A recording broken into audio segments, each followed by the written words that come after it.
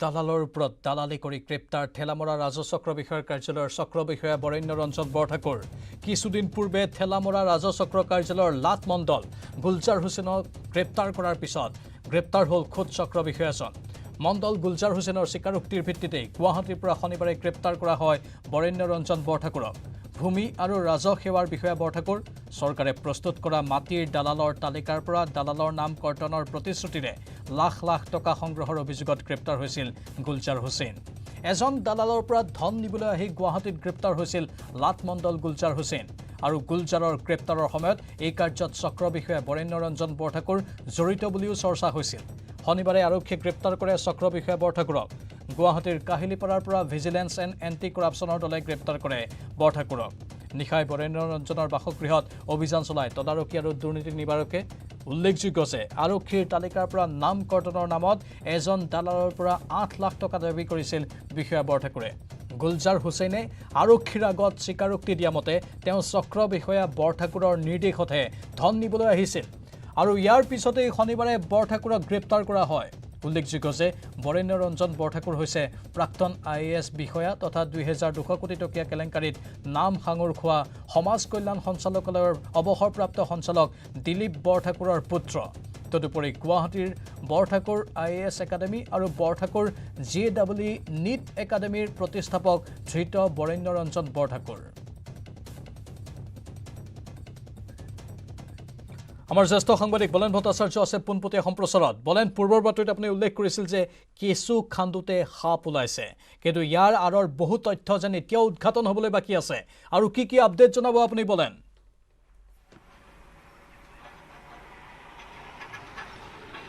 প্ৰাঞ্জল চাওক, বিলাসী জীৱন অতিবাহিত কৰা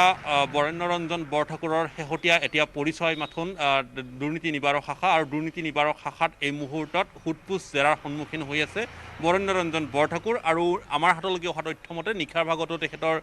বাসগৃহ গান্ধীবস্তিৰ পুহৰণীয়াস্থিত তেখেতৰ বাসগৃহত অভিযান চলাইছিলে আৰু অভিযানৰ সময়ছোৱাতে যথেষ্ট আপত্তিজনক তথ্য লাভ কৰা বুলি আৰক্ষীৰ এক সূত্ৰৰ পৰা তথ্য লাভ কৰা গৈছে। গতিকে বিভিন্ন তথ্য এই মুহূৰ্তত আৰক্ষীয়ে সংগ্ৰহ কৰিছে, যিহেতুকে মূল অভিযোগ ইতিমধ্যে লাট মণ্ডল যিগৰাকী গুলজাৰ হুছেইন, এই গুলজাৰ হুছেইনৰ পৰা পৰ্যাপ্ত তথ্য ইতিমধ্যে লাভ কৰিছে। কাৰণ এগৰাকী দালালৰ পৰা ৮ লাখ টকা লাভ কৰিব বুলি তেখেতসকলে সেইগৰাকী দালালক যিখন তালিকা, সেই তালিকাৰ পৰা নাম আঁতৰাৰ কথা কোৱা হৈছিলে আৰু তাৰ পিছতেই সেই দালালগৰাকীৰ পৰা ধন সংগ্ৰহ কৰিবলৈ উৎসুকতাৰে বাট চাইছিলে আৰু সেই কাৰ্য ইতিমধ্যে পোহৰলৈ আনিছে গুলজাৰ হুছেইনে, যিগৰাকী লাট মণ্ডল। গতিকে এই সমগ্ৰ তথ্য ইতিমধ্যে পোহৰলৈ আহিছে, অৰ্থাৎ ধন ভয় ভাবুকিৰে এই মুহূৰ্তত দালাল চক্ৰৰ পৰা ধন সংগ্ৰহত ব্যস্ত থকা ৰাজচক্ৰ বিষয়া বৰেণ্য ৰঞ্জন বৰঠাকুৰক আৰক্ষী এই মুহূৰ্তত জেৰা অব্যাহত ৰাখিছে। আৰু সেই অনুসৰি নিশাৰ ভাগতো তেখেতৰ নিজ বাসগৃহত গান্ধীবস্তিত পুহৰণীয়াৰ বাসগৃহত অভিযান চলাইছিলে আৰু কিছু আপত্তিজনক তথ্য লাভ কৰিছে। আৰু আজি দিনৰ ভাগত তেখেতক আদালতত হাজিৰ কৰাব আৰু আদালতত হাজিৰ কৰাই সম্ভৱতঃ আৰক্ষীয়ে কিছুদিনৰ কাৰণে তেখেতক জিম্মাত ল'ব আৰু সেই জিম্মাত লোৱা সময়খিনিতেই সকলো তথ্য হয়তো পোহৰলৈ অহাৰ পূৰ্ণ সম্ভাৱনা আছে। এই মুহূৰ্তত প্ৰশ্ন আহিব পাৰে যে তেখেতৰ গৃহত যিখিনি ইতিমধ্যে তথ্য লাভ কৰিছে, সেই তথ্যসমূহৰ ভিত্তিত হয়তো এতিয়া ধনৰ তথ্যও হয়তো পোহৰলৈ অহাৰ পূৰ্ণ সম্ভাৱনা আছে। গতিকে তেনে অৱস্থাত অতি কম সময়ৰ ভিতৰত হয়তো, যিহেতুকে তেখেতৰ পিতৃ ইতিমধ্যে কেইবাটাও অভিযোগ আছিলে, পিতৃৰ বিৰুদ্ধে ২,২৫০ কোটি টকাৰ কেলেংকাৰীৰ অভিযোগ আছিলে। গতিকে এই সকলোবোৰ দিশ পুনৰবাৰ তদন্তৰ যিহেতুকে দুৰ্নীতি নিবাৰক শাখাই চলাই আছিলে, গতিকে সেই তদন্তই পুনৰ নতুন গতি লাভ কৰিব নেকি? কাৰণ যোৱাকালি নিশা তেখেতৰ বাসগৃহত যি অভিযান চলাইছিলে, এই অভিযানতো কিছু তথ্য লাভ কৰিছে। আৰু একেদৰেই প্ৰশ্ন উত্থাপন কৰা হৈছে তেখেতৰ IAS একাডেমীখনৰ বিষয়টোৰ ক্ষেত্ৰত এই মুহূৰ্তত বহুখিনিত প্ৰশ্ন অৱতাৰণা কৰা হৈছে, কিয়নো ২০১৬ বৰ্ষত উল্লেখ কৰিছোঁ যে ২০১৬ বৰ্ষত যিটো সংযুক্ত প্ৰতিযোগিতামূলক পৰীক্ষাৰ ফলাফলৰ ক্ষেত্ৰত এই মুহূৰ্তত অভিযোগৰ সেই তালিকাও হয়তো সম্ভৱতঃ অভিযোগকাৰী যিসকলে সেই সময়ৰ প্ৰাক্তন মুখ্যমন্ত্ৰী সৰ্বানন্দ সোণোৱাল চৰকাৰৰ দিনত গৃহ বিভাগৰ হাতত এখন তালিকা জমা দিয়া হৈছিলে। গতিকে এই সকলোবোৰ তথ্যই নতুন মূৰ ল'ব নেকি এই মুহূৰ্তত, সেয়াও কিন্তু এই মুহূৰ্তত এক ডাঙৰ প্ৰশ্ন। এই সকলোবোৰ দিশ আৰক্ষীয়ে তদন্ত চলাই আছে আৰু আৰক্ষীয়ে হয়তো সম্ভৱতঃ কিছুদিন জিম্মাত ৰাখি এই সকলোবোৰ দিশ আগবঢ়াই লৈ গৈ সম্ভৱতঃ আৰু অধিক এই তালিকাত নাম সামোৰ খোৱাৰ পূৰ্ণ সম্ভাৱনা থকাৰ এটা সন্দেহ প্ৰকাশ কৰিব পাৰি। বলেন আপুনি যিটো বিন্দুৰ কথা কৈছে সেই বিন্দুটো যদি আমি ভালদৰে চাওঁ তেনেহলে এটা কথা আমি মন কৰিম বা লক্ষ্য কৰিব পাৰিম যে একাংশ চৰকাৰী উচ্চপদস্থ বিষয়াই এনেধৰণে ৰাইজৰ টকা নিজৰ জেপত ভৰাই সেই টকা আকৌ ব্যৱসায়ত বিনিয়োগ কৰে আৰু সেই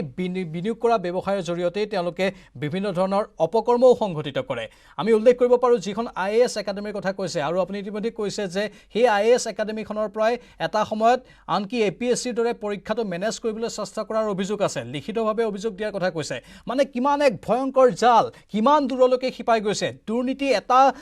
আৰম্ভণিৰ ক্ষেত্ৰত হ'ল সেই আৰম্ভণিৰ ক্ষেত্ৰৰ দুৰ্নীতিটোৱে ক'ত দুৰ্নীতি খিপাই নিছে মাটি ক্ৰয় বিক্ৰয়ৰ দুৰ্নীতি আছে ইয়াত বিভিন্ন জেগাত কেৱল ৰাইজৰ টকাৰে লুটা ধন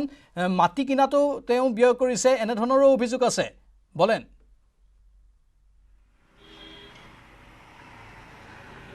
নিশ্চয়কৈ এই সকলোবোৰ দিশ বিশেষকৈ সা সম্পত্তিৰ দিশটো এই মুহূৰ্তত আৰক্ষীয়ে তদন্ত চলাব আৰু নিশাৰ ভাগত যিহেতুকে আৰক্ষীয়ে এই মুহূৰ্তত তদন্তত তেখেতসকলে কি তথ্য লাভ কৰিছে সেয়া স্পষ্ট কৰা নাই গতিকে সেইবোৰ দিশ এই মুহূৰ্তলৈকে সূত্ৰৰ পৰা কিছু সময় পিছত হয়তো প্ৰকাশ হোৱাৰ সম্ভাৱনা থাকিব আৰু গতিকে ক'ব পাৰি যে এগৰাকী চক্ৰ বিষয়াৰ হাতত সা সম্পত্তিৰ তালিকাখন কেনেকুৱা হ'ব বা কেনেকুৱা হ'ব লাগিছে আৰু কেনেকুৱা ধৰণৰ আছে এই সকলোবোৰ দিশ এই মুহূৰ্তত পূৰ্ণ পুংখানুপুংখভাৱে আৰক্ষীয়ে বিশ্লেষণ কৰিছে আৰু আৰক্ষীয়ে বিশ্লেষণ কৰি সকলোবোৰ দিশ হয়তো তদাৰক কৰিব যিহেতুকে কিছুদিন সময়ৰ বাবে তেখেতে দিছপুৰ চাৰ্কুলতো ৰাজচক্ৰ বিষয়াৰ দায়িত্বত আছিলে গতিকে সেই সময়তো তেখেতৰ বিৰুদ্ধে তেনেকুৱা ধৰণৰ অভিযোগ আহিছিলে নেকি এই সকলোবোৰ দিশ এই মুহূৰ্তত আৰক্ষীয়ে চাব আৰু বিশেষকৈ IAS একাডেমীখনৰ বিষয়টোৰ ক্ষেত্ৰত অতি গুৰুত্বতা বহন কৰিছে কাৰণ তেখেতে নিজেই প্ৰতিষ্ঠা কৰিছে আৰু সেইখন প্ৰতিষ্ঠাত থকা সেইগৰাকী ব্যক্তিৰ পুনৰবাৰ APSCত তেখেতৰ নাম অৰ্থাৎ তেখেতে পৰীক্ষাত উত্তীৰ্ণ হৈ তেখেতে আজি কৰ্মজীৱন আৰম্ভ কৰিছে গতিকে এই সকলোবোৰ দিশো এই মুহূৰ্তত নতুনকৈ এটা কেঁচু খান্দতে সাপ ওলাব নেকি এও এক সম্ভাৱনামূলক এটা বিষয় হৈ পৰিছে গতিকে সকলোবোৰ দিশ হয়তো সময়ে লক্ষ্য ৰাখিব আৰু সময়ত হয়তো এই সকলোবোৰ দিশ পোহৰলৈ আহিব আৰু বিশেষকৈ এই অভিযোগ 8 লাখ টকাৰ তেখেতৰ বিৰুদ্ধে অহা এই অভিযোগৰ পিছতে নিশ্চিতভাৱে আৰক্ষীয়ে ইতিমধ্যে স্পষ্ট কৰিছে যে তেখেতৰ বিৰুদ্ধে কোনো লোকৰ হাতত যদি তেনেকুৱা আৰু পুনৰ অভিযোগ আছে সেইসমূহ অভিযোগ আৰক্ষীৰ দুৰ্নীতি নিবাৰক শাখাক তেখেতলৈ অৱগত কৰাব পাৰে সকলো তথ্য গোপনে ৰাখি তেখেতৰ বিৰুদ্ধে অভিযান চলাব আৰু তেখেতৰ বিৰুদ্ধে সকলোবোৰ তন্ন পৰীক্ষা কৰি এই সমগ্ৰ চক্ৰটোৰ আঁৰত আন কোনো বিষয় থাকিব পাৰে নেকি সেয়াও আচলতে সকলো ৰূপে তেখেতসকলে গুৰুত্ব আৰোপ কৰিব এইগৰাকী ৰাজচক্ৰ বিষয়া যিগৰাকী দিছপুৰতো কৰ্মৰত আছিল বুলি আপুনি উল্লেখ কৰিছে যাৰ বিৰুদ্ধে বিয়াগুম দুৰ্নীতি বিয়াগুম কেলেংকাৰীৰ অভিযোগ উত্থাপন হৈছে যাৰ বাবে আৰক্ষীয়ে কৰায়ত্ব কৰিছে তেওঁৰে আকৌ ডাঙৰ কথা আজিৰ পৰা কেইমাহমান পূৰ্বে যেতিয়া তেওঁ দিছপুৰ ৰাজচক্ৰ কাৰ্যালয়ত কৰ্মৰত আছিল কেইবছৰমান পূৰ্বে তেতিয়া তেওঁ এটা টুইটত মন্তব্য প্ৰদান কৰিছিল যে বা ছ'চিয়েল মাধ্যমৰ জৰিয়তে এটা কথা কৈছিল যে যিকোনো দুৰ্নীতি কৰা লোকক তেওঁ প্ৰশ্ৰয় নিদিয়ে কোনো ধৰণৰ দুৰ্নীতিৰ কথা লৈ যাতে তেওঁৰ কাষলৈ কোনো নাহে এনেধৰণৰ বক্তব্য তেওঁৰ মুখত শুনিবলৈ পোৱা গৈছিল আনকি দালালবোৰক তেওঁই এইগৰাকী দুৰ্নীতিত অভিযুক্ত বিষয়াই সতৰ্কবাণী তেতিয়া জাৰি কৰিছিল মানে ভাবক যে বাহিৰে এটা আৰু ভিতৰে এটা এখন মুখা পিন্ধি আছিল নেকি এই ব্যক্তিগৰাকীয়ে ইমান দিনে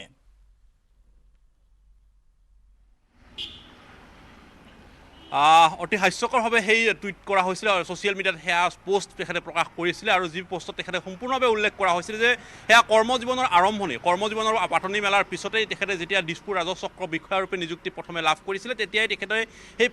তথ্য প্ৰকাশ কৰা হৈছিলে আৰু সেই ছ'চিয়েল মিডিয়াত তেখেতে ভাষ্য যি ধৰণৰ আগবঢ়াইছিলে সেই ভাষ্যৰ আজি সম্পূৰ্ণ বিপৰীত এটা দৃশ্য আৰু যাৰ কাৰণে বিলাসী যি ৰাজকীয় জীৱন সেই জীৱন অতিবাহিত কৰাৰ বিপৰীত আজি দেখিব পোৱা গৈছে যে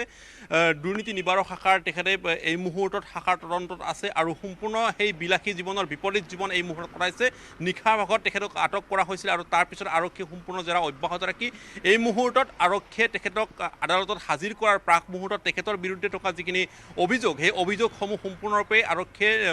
যাতে তদন্তকাৰী সংস্থাটোৱে সম্পূৰ্ণৰূপে এই প্ৰতীয়মান কৰিব পাৰে আদালতৰ মজিয়াত তাৰ কাৰণে ইতিমধ্যে সকলোবোৰ দিশ পুংখানুপুংখভাৱে লিপিবদ্ধ কৰিছে আৰু যিখিনি অভিযোগ এই মুহূৰ্তত তেখেতৰ বিৰুদ্ধে আছে সেই অভিযোগসমূহ পুনৰবাৰ ইতিমধ্যে আৰক্ষীৰ তৰফৰ পৰা কোৱা হৈছে এই সূত্ৰৰ পৰা কোৱা হৈছে যে তেখেতসকলৰ বিৰুদ্ধে যদি আকৌ তেনেকুৱা ধৰণৰ কোনো অভিযোগ আছে বা আন তেনে ৰাজচক্ৰ বিষয়াৰ বিৰুদ্ধে তেনেকুৱা ধৰণৰ কোনো অভিযোগ আছে তেতিয়াহ'লে সেই অভিযোগসমূহ আৰক্ষী তদন্তকাৰী সংস্থাসমূহক অৱগত কৰাব লাগে আৰু তেখেতসকলে সম্পূৰ্ণৰূপে ইয়াৰ বিৰুদ্ধে ব্যৱস্থা গ্ৰহণ কৰা হ'ব আৰু নিশাৰ ভাগত চলা সেই অভিযানটোৱে তাৎপৰ্যতা বহন কৰিছে যে তেখেতৰ গৃহত কেনেবাকৈ আচলতে কোনো ধৰণৰ টকাৰ টোপোলা লাভ কৰিছিলে নেকি বা অন্যান্য তেখেতৰ আপত্তিজনক তথ্য লাভ কৰিছিল সেই আপত্তিজনক তথ্যসমূহ কি হ'ব পাৰে এই বিষয়টো প্ৰশ্ন আহিব আৰু বিশেষকৈ IAS একাডেমীখনৰ ক্ষেত্ৰত যিসমূহ সাঙুৰ খোৱা দিশ সেইসমূহ দিশেও কিন্তু নতুনত্ব বহন কৰা হ'ব কিন্তু কিয়নো এগৰাকী প্ৰতিষ্ঠাপকভাৱে তেখেতে সেই IAS বৰঠাকুৰ একাডেমীখন আৰম্ভ কৰিছিলে আৰু সেই IAS একাডেমীৰ পৰা তেখেতে পুনৰবাৰ চাকৰি কৰ্মজীৱন আৰম্ভ কৰিছিলে APSCত উত্তীৰ্ণ হ'বলৈ সক্ষম হৈছিলে গতিকে এই সকলোবোৰ দিশৰ ক্ষেত্ৰত পুনৰবাৰ এটা কেৰুণ বা এই সমগ্ৰ এটা দীঘলীয়া এডাল পুনৰ চেইনৰ সূত্ৰপাত হ'ব নেকি সেয়াও কিন্তু এই মুহূৰ্তত অনুমান কৰিব পাৰি সকলোবোৰ দিশ এতিয়া তদন্তকাৰী সংস্থাৰ ওপৰত নিৰ্ভৰ কৰিব তদন্তকাৰী সংস্থাই কি ধৰণৰ আগবঢ়াব তদন্ত কোনবোৰ দিশৰ ক্ষেত্ৰত গুৰুত্ব আৰোপ কৰা হ'ব তেখেতৰ সা সম্পত্তিৰ তালিকাৰ ক্ষেত্ৰত গুৰুত্ব আৰোপ কৰা হ'ব তেখেতৰ দুৰ্নীতি কৰ্মৰাজিৰ ক্ষেত্ৰত আৰম্ভ কৰা হ'ব তেখেতৰ IAS একাডেমীৰ ক্ষেত্ৰত চলি থকা সেই দুৰ্নীতিৰ ক্ষেত্ৰত অভিযোগ উত্থাপন কৰাৰ ধৰণে দুৰ্নীতি তেখেতসকলে তদন্ত চলাব এই সকলোবোৰ তিনিটা দিশৰ ক্ষেত্ৰত কোনবোৰ দিশত আৰক্ষীয়ে গুৰুত্ব আৰোপ কৰিব সেয়াও হৈ পৰিব লক্ষণীয় নিশ্চয় ধন্যবাদ জনাইছোঁ সাধাৰণতে আঁৰত থকা লোকসকলে যিসকলে দুৰ্নীতি কৰি আঁৰত লুকাবলৈ চেষ্টা কৰে তেওঁলোকক আমি মুখা পিন্ধা ভদ্ৰলোক বুলি কওঁ ঠিক তেনেধৰণে এইগৰাকী বৰেণ্য ৰঞ্জন বৰঠাকুৰো সেই মুখা পিন্ধা ভদ্ৰলোকৰ ভিতৰৰে এজন নেকি এইগৰাকীৰ বিৰুদ্ধে ইমান অভিযোগ আছে এতিয়া আৰক্ষীৰ তদন্তত সকলো অভিযোগ প্ৰমাণিত হ'লেই তেওঁৰ কঠোৰ শাস্তি হ'ব সেই কথাও ইতিমধ্যে স্পষ্ট হৈছে কিন্তু আৰক্ষীয়ে তাৰ বাবে ক্ষীপ্ৰ তদন্ত কৰিব লাগিব পুংখানুপুংখ তদন্ত কৰিব লাগিব আৰু সকলো দিশ চালি জাৰি চাব লাগিব